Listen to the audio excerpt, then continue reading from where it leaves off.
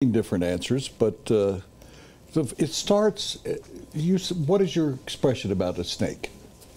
About, the fish stinks at the head. Oh yeah, the fish I knew it was stinks some at kind the head. of some kind of moving and this fish stinks at the head. It's the owner. Okay, all right. So I'm going to stay out of it and let Patrick talk Patrick. today. We haven't had Patrick on for a while. Patrick Saunders of the Denver Post joining us right now. Patrick, I'll ask you the same question. What moves do the Rockies have to make? How much time do you have? and we're riffing off the fact that the Dodgers clinched the NL West last night, okay? Yeah, and the Rockies still time, I believe. Yeah, and the Rockies in 23 years have never won a division title. What do the Rockies have to do? What 2 or 3 moves do they have to make in the offseason to become a competitor, a contender for the NL West title? Well, let me start off by saying, guys, I don't think they'll be a contender until 17 at the earliest. Sorry to say that, but I think it's the truth.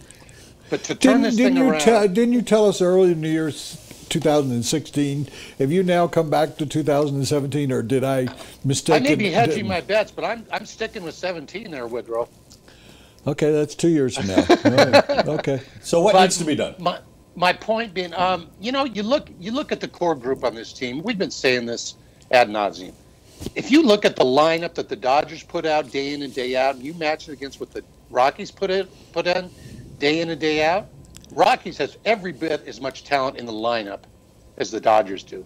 I don't think there's any question about that.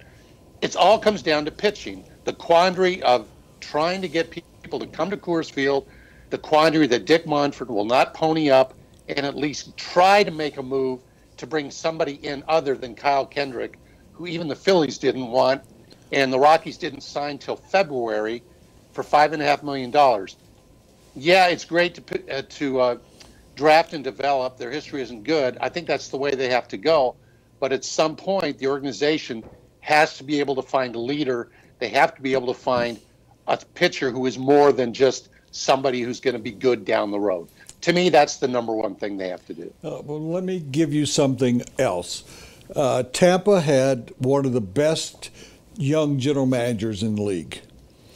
They brought pitchers after pitchers to Tampa Bay. The league is littered with former Tampa Bay Rays pitchers. Great job drafting and developing. Yeah. And if you're going to have, and you've touched upon it, Patrick, if you're going to have draft and development, you've got to have the best drafter in the world. Who is the best drafter? Well, the guy that did it in Tampa is now with the Los Angeles Dodgers. Andrew Friedman. Yeah. Pittsburgh. Patrick, you did a story on Pittsburgh recently, and Clint Hurdle said when he got there that, the Pittsburgh Pirates were a mess for 23 years, 25 years, and they seem to have done a great job of drafting players. Well, then that's where you start, when the head that you go, it would seem to me, and get somebody that really does know how to draft and develop, and they've never had that. They get Arenado. They had Tulowitzki. They've had. They're okay with position players. Dick Monfort, when he talks to me, counts cargo. He wasn't a draft and develop guy. He played for 2 teams before he got here. But it seems to me that before you can do anything else, when you're competing against a team that has a $200 million payroll or more, that's the only chance you have. Well, I agree with you, Woody. But having said that, I think the history shows that even draft and development, you still have to be willing to bring somebody in from the outside, either via trade or free agency. Don't forget, the Dodgers got Zach Greinke on a trade. The Kansas City Royals gave up Zach Greinke to build that fabulous bullpen that they have. So you've got to be willing to take a risk now and then. The Rockies are never willing to take a risk. And I have preached this ad nauseum, and I know you guys have too.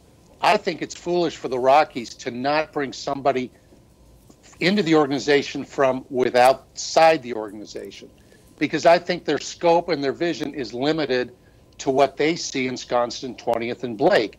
I don't think we're going to see it, but I think that's something they should do. Dick Monfort should go out and hire a team president who can bring in some fresh blood and some connections from around the league to oversee some of this stuff.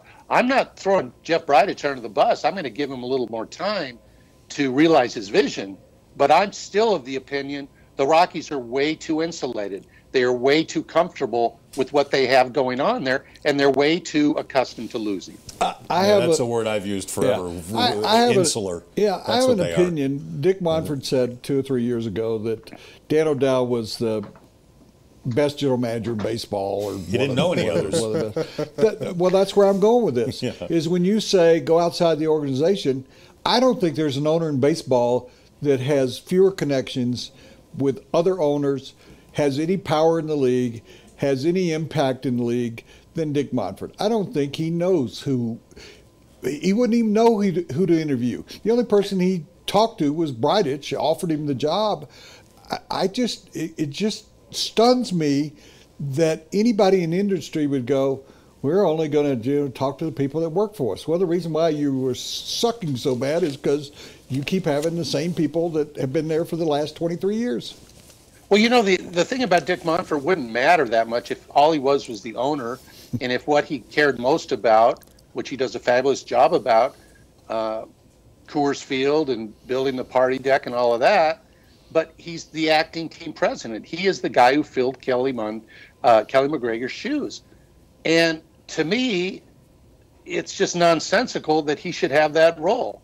And what's even more frustrating for me as a reporter is we can't get Dick Monfort to talk to the media this year, because every time he talked to the media last year, he got in trouble. So now they're shielding him from all this. Well, my point of view is, if you're the acting team president, don't you think you should talk to the media? And I've harped on that a lot, but he won't do it. I laugh so much because Charlie Monfort filled that role before Dick did, and Charlie, every time he opened his mouth, got himself into trouble. So they turned it over to Dick. And Dick, why not their sister? Let's have their sister for a while. Let her be the president of the team. She couldn't do. I mean, she hasn't gotten her mouth into trouble any time, so she's out there somewhere. Patrick, handicap the probability that Walt Weiss is the manager here again next year. If you'd asked me that question 2 weeks ago, guys, I would have said probably 70-30 that he's gone. I changed my mind, and I hate to be wishy-washy, but I really in a quandary here. I'm about 60-40 that he stays now. And I say that because of conversations I've had with various people in the organization, not Bridich and not Monfort, because they're being very mum on this point. I have a feeling he may stay, and we'll get a very short leash next March, April, and May. But it would not at all shock me if he's gone, because you guys well know, if Jeff Bridich was convinced he was his guy, he wouldn't be hanging Walt out like he is, saying, well, that's something we'll talk about at season's end.